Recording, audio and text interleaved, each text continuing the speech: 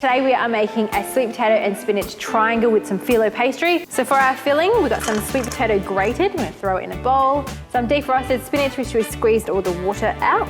Garlic, feta cheese, which we'll crumble into chunks. Ricotta cheese, 1 egg, salt and pepper.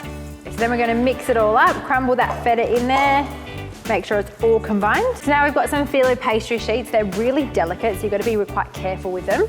We're only going to use 2 at a time, and we're going to make 4. So we're going to end up with 8 sheets. So we've got 2 sheets, one stacked on top of each other, and we're going to fold it in half lengthways. Then we're going to repeat that with the remaining 6 sheets. All right, so there is our mixture. We're going to put a quarter of the mixture on each in one of the corners. So we're going to put a big spoonful, and then we'll even it out.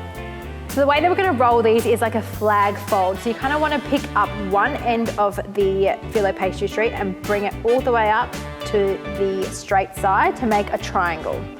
Then we're going to pick up the other corner that we've just made the triangle with and bring it all the way back up to the opposite side to make a triangle again. Then repeat, picking up that corner and dragging it to the opposite side. Picking up the corner, dragging it to the opposite side, making sure you're doing it quite tight. Back again, last one, and there you have a triangle.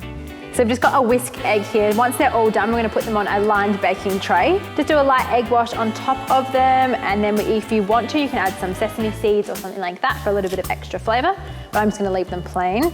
So on all of them, make sure they're fully coated. Once they are, we're going to put them in the oven for around 30 minutes on 180 degrees Celsius. How good do they look? It's a really simple snack.